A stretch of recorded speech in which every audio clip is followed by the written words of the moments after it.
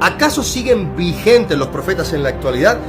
Bueno, en este punto es donde hay una ruptura bastante grande, ya que hay una contraposición en cuanto a dos posturas principales, el continuismo y el cesacionismo.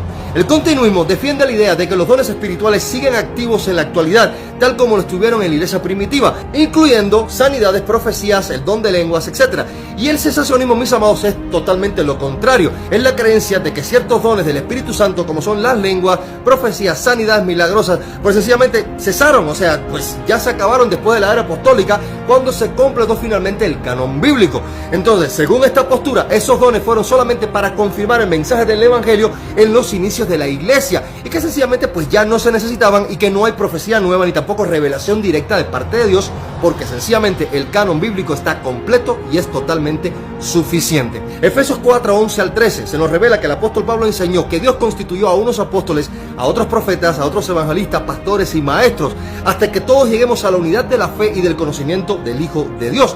Sin embargo, déjeme decirle que la función fundacional de los apóstoles y profetas, tal como lo vemos en el libro de los Hechos de los Apóstoles, también se acentúa en Efesios 2:20, donde indica que su papel fue específico y no continúa de igual manera en la actualidad. Mire, hoy tenemos la palabra profética más segura, tal cual dice 2 de Pedro 1:19. La Biblia está completa, mis amados, y cualquier supuesto profeta debe ser probado rigurosamente a la luz de la palabra de Dios. No puede sencillamente contradecir la Escritura ni desviar absolutamente nada del carácter santo de Dios. 1 Corintios capítulo 14 se dedica todo un capítulo a enseñar cómo debe ejercerse el don de profecía dentro del orden y bajo el discernimiento comunitario en la iglesia, o sea, en el cuerpo de Cristo. Así que bíblicamente en la iglesia primitiva, bajo el nuevo pacto, sí hubo profetas en la iglesia, eso es innegable, pero con una función distinta a la de los profetas del Antiguo Testamento. No añadían a las enseñanzas que compartían los apóstoles, ni tampoco hablaban con autoridad absoluta, sino que edificaban, exhortaban y consolaban al cuerpo de Cristo, como vemos en 1 Corintios capítulo 14, versículo 3. Y mire, siempre bajo estricta evaluación, 1 Corintios 14, 29. Ahora, ¿qué ocurre en la actualidad con estos llamados profetas modernos y que podemos decir autoproclamados profetas? Mire, tristemente, lo que abunda en la actualidad no es la profecía bíblica, sino el falso ministerio profético, revestido de emociones, espectáculo y manipulación espiritual. Muchas personas, los que se hacen llamar profetas en la actualidad, mire, hablan en nombre de Dios sin estar sujetos a la palabra de Dios. Dan supuestas profecías proféticas a personas específicas sobre sus finanzas, sus matrimonios o sus decisiones, como si fueran una especie de adivinos modernos. Venden profecías, imponen manos indiscriminadamente y convierten la revelación en un negocio muy lucrativo, sin lugar a duda. Anuncian prosperidad, puertas abiertas, promociones laborales y viajes internacionales y relaciones, pues, fructíferas. Mire, déjeme decirle que esto no llama en absoluto al arrepentimiento, ni tampoco pone la mirada en la cruz.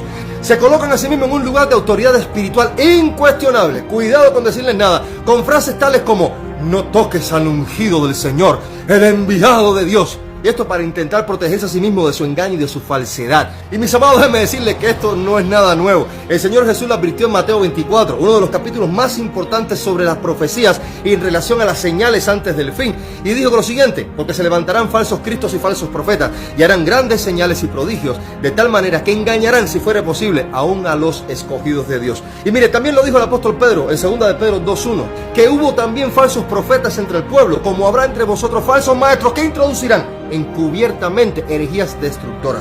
Wow, esto es profético, ¿eh? Ahora, hay un ejemplo muy claro en la Biblia sobre el resultado de ser un mal profeta o un falso profeta.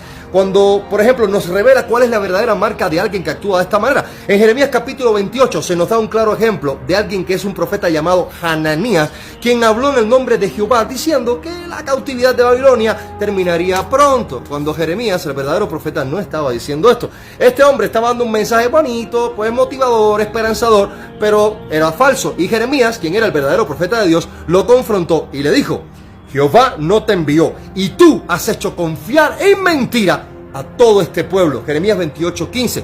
Y déjame decirles, mis amados, que esto está pasando exactamente lo mismo hoy en día. Muchos hacen confiar al pueblo con palabras mentirosas, declaraciones positivas y supuestas profecías, cosas muy emocionales que vienen de parte de Dios, pero que el Señor jamás dijo. No hablan con temor del Señor, ni tampoco desde una perspectiva en comunión profunda con Él, sino desde la carne, el ego y el deseo carnal de poder. Mire, esto es una realidad. Hay una perspectiva tan equivocada de lo que es realmente un profeta de Dios, que la ignorancia de las Escrituras es la que sencillamente está haciendo de piedra piedra de tropiezo para la gente ante la posibilidad de ser engañados y de caer en el error. Antiguamente, mis amados, cuando un profeta aparecía, el pueblo, mire, patita, ¿para qué te quiero? A correr. ¿Sabe por qué? Temblaban, porque sabían que venía un mensaje muy fuerte de parte de Dios. Generalmente, mire, mensaje de juicio por causa del pecado del pueblo. Y junto con ello, también podía declararse la restauración del arrepentimiento, si el caso de que el pueblo se arrepintiera. Y déjenme decirles que muchos se escondían para no tener que escuchar lo que traía el profeta, porque el llamado que traía generalmente era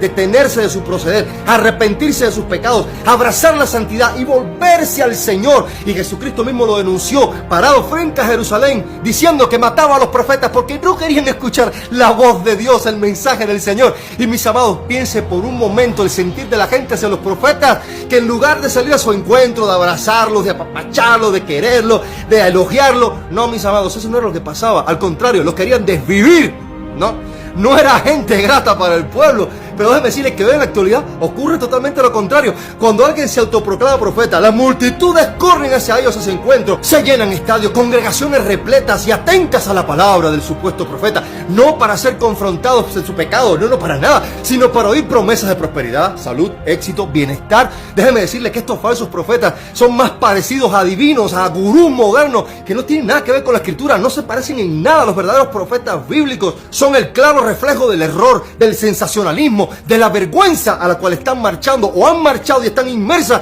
muchísimas congregaciones en la actualidad.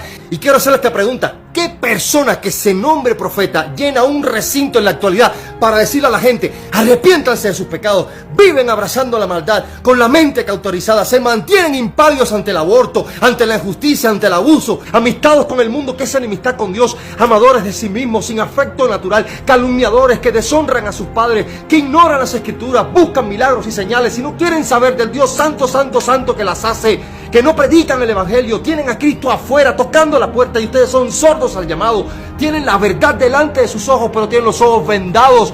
Oigan lo que el Señor está hablando a las iglesias. Ustedes son tibios, generación de víboras. Arrepiéntanse de sus pecados. Reciban a Jesucristo como Señor y Salvador, porque Él es el único camino, la verdad y la vida, el único medio de salvación, la única manera de llegar a la presencia del Padre. Mire, imagínese llenar un estadio con más de 50,000 personas transmitido por televisión para que lo vean millones alrededor del mundo.